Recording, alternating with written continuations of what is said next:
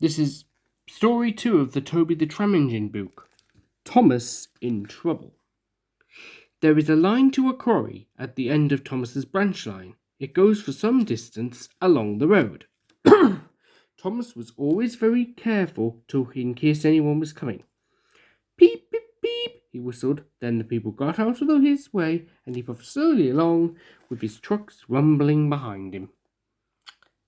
Early one morning, there was no one on the road, but a large policeman was sitting on the grass close to the line. He was shaking a stone from his boot. Thomas liked policemen. He had been a great friend of the constable who used to live in the village, but he had just retired. Thomas expected that the new constable would be friendly too. Beep, beep, he whistled. Good morning. The policeman jumped and dropped his boot. He scrambled around and hopped up on one leg till he was facing Thomas. Thomas was sorry to see that he didn't look friendly at all. He was red in the face and very cross. The policeman rolled about trying to keep his balance. Disgraceful, he spluttered. I didn't sleep a wink last night, and it was so quiet, and now engines come whistling suddenly behind me. My first day in the country, too. He picked up his boot and hopped over to Thomas. Oh, I'm sorry, sir, said Thomas. I only said good morning. The policeman grunted, and leaning against Thomas's buffer, he put his boot on.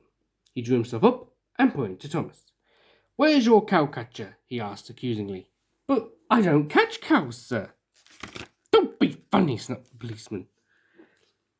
And then he looked at Thomas's wheels. No side plates either. And he wrote in his notebook, engines going on public roads must have their wheels covered and a cowcatcher in front. You haven't, so you are dangerous to the public. Rubbish, said his driver. We've been along here hundreds of times and never had an accident. That makes it worse, the policeman answered, and he wrote regular lawbreaker in his book. Thomas puffed sadly away. How rude, wasn't he? The fat controller was having breakfast. He was eating toast and marmalade. He had the newspaper open in front of him, and his wife had just given him some more coffee. The butler knocked and came in. Excuse me, sir, you're wanted on the telephone. Bother that telephone, said the fat controller. I'm sorry, my dear, he said a few minutes later. Thomas is in trouble with the police, and I must go at once. He gulped down his coffee and hurried from the room. At the junction, Thomas's driver told the fat controller what had happened. Dangerous to the public, indeed. We'll see about that.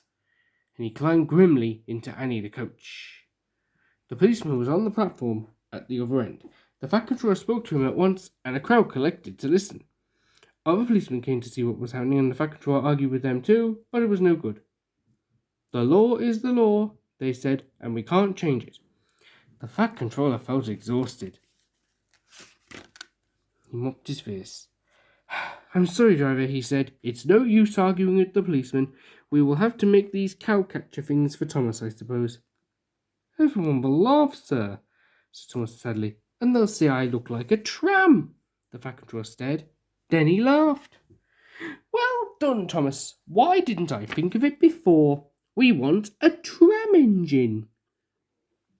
When I was on my holiday, I met a nice little engine called Toby. He hasn't enough work to do, and he needs a change. I'll write to his controller at once. A few days later, Toby arrived. That's a good engine, said the fat controller, and I see you brought Henrietta. You don't mind, do you, sir? Asked Toby anxiously. The stationmaster wanted to use her as a henhouse, and that would never do. No, indeed, said the fat controller gravely. We couldn't allow that. And Toby made the silly trucks behave even better than Thomas did. At first Thomas was jealous, but he was so pleased when Toby rang his bell and made the policeman jump that they have been firm friends ever since.